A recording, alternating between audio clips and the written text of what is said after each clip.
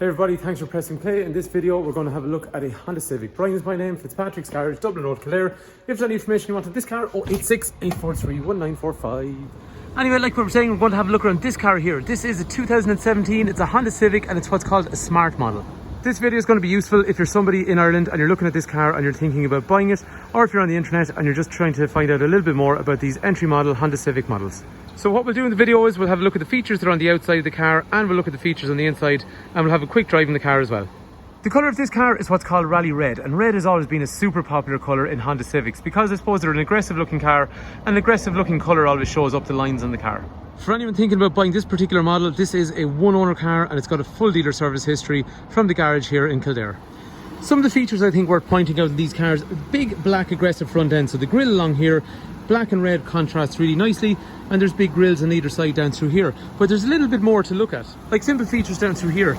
That there is a panel, whereas on the other side you'll see it's actually clear. So this one sucks air into the engine, whereas this one over here is a radar for some of the safety features we want to see inside when we look on the inside. And the headlights in this car, they're a nice shape. There's daytime running lights which are LED, which look cool, and the headlights are automatic, which means they come on themselves at night time, and they also dip when you meet oncoming traffic.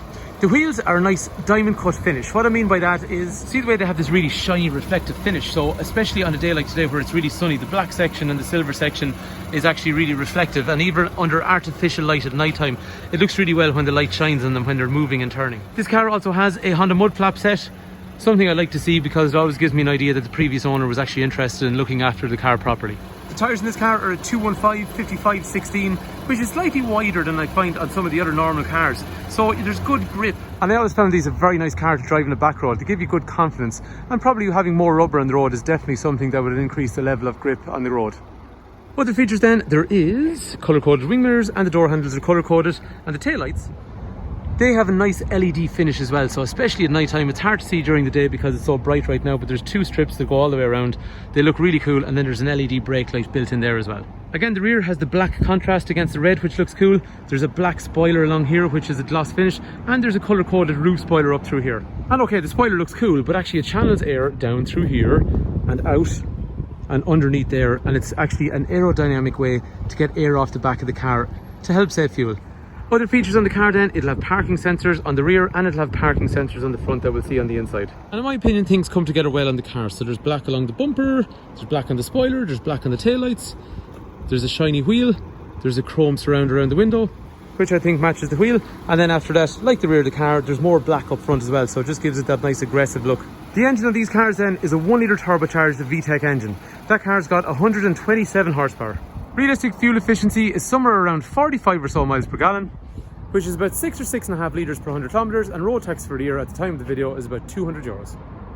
One of the greatest things about these cars is the boot. We actually own a car like this at home because the boot is so useful, especially when you're putting things like a buggy in the back.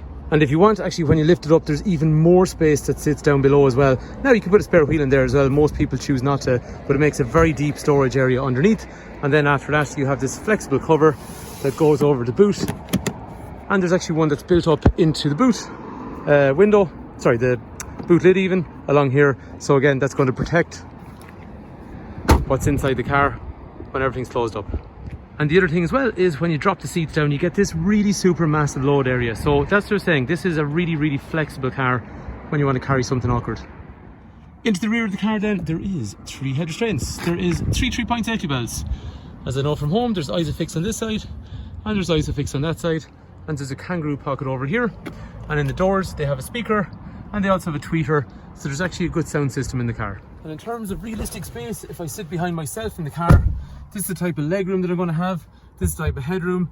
Everything's black in here as well, so you don't have to really worry about staining as much, even the roof cloth as well over your head. For anyone that's wondering, then I am 6 foot, so you can compare that to yourself in terms of the back. There is a height adjustable seat. There is a rake reach steering wheel, which means it goes in and out and up and down as well. On the door card over here then, there is electrics for windows and mirrors, and again there's a tweeter and a speaker down through there as well. Here's the thing about this car, okay, this is the Smart model, which is the entry model.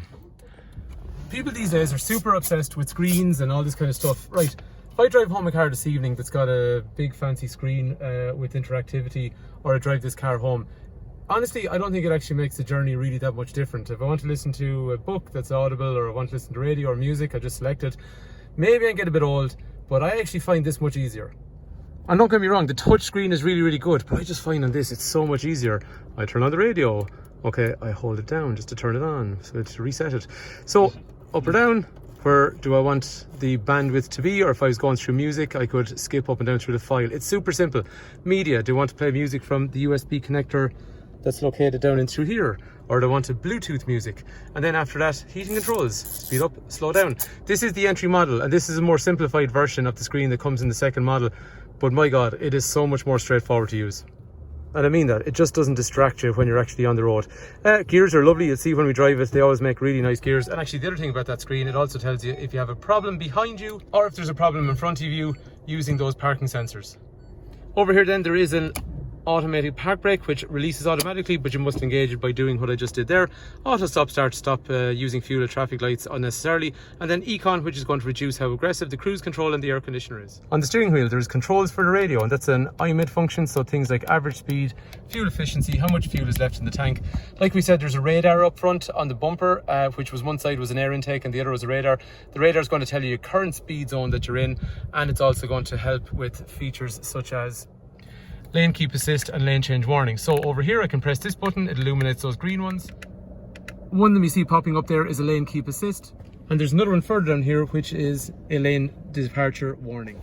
A lane keep assist actively moves the steering wheel and tries to keep you in the lanes, whereas a lane departure warning literally just warns you that you've drifted across the white line without using your indicator.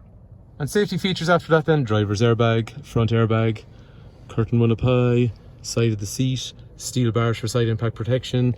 And then the car's got things like anti-lock brakes, emergency brake assist, emergency brake distribution. These are a really safe car. And again, this is the entry model. But when you sit down and look at all the stuff I'm after talking about, how much more do you need in a car? If you're looking for a pragmatic car at this price point, which is reliable, looks good, drives good, this is actually a really good option. When you're driving the car, there are nice inputs. So in terms of this one, the brakes and the clutch and the steering, accelerator, it all feels really nice. It's a punchy engine, there's a nice thump off it when you drive it on. And all the features we talked about as well, like the speed sign recognition and the lane departure warning, makes you feel like you're in a car with a good amount of options. If you read any review on these cars, everyone talks about the gearbox. The gearbox is super, super nice to use. It just feels really, really satisfying to change the gears. And like I said to you already, the car has wide tyres, but it's quite a wide car, so it sits on the road and it makes you feel really confident when you're driving it. And the engine's really good. Like I was saying to you, 0 even up to 60 kilometers an hour in this 60 kilometer an hour zone, there you go, straight away I'm already up to the speed. So it is a 1 litre turbocharged engine, but it's 127 horsepower. So I don't think if you come to drive this car, I'd be awfully surprised if you didn't like it to drive it, or if you're going to look at a different one somewhere. I think you'll definitely enjoy the car. It's a nice driving vehicle. So anyway, there you have it. Now you have a better idea what the car is like to sit in, what it's like to drive, what it's like on the outside, and what it's about in terms of running and all that kind of stuff. So if you want information on that car, please do give me a call, 086 843 1945. If you want to trade in your car, or if you want to know about finance packages or whatever it is, I'll be happy to go through it with you. The garage is a family-run business in operation for almost 70 years and a remain Honda agent. The car will be supplied with a 12 months warranty as well. If there's any questions or anything I've missed and you're just watching on YouTube and you're going to look at one of these cars and you want to know a bit more about them, let me know in the comment section below, and I'll do my best to follow up any questions that you have. So thanks a million for watching. Hopefully the car is of interest.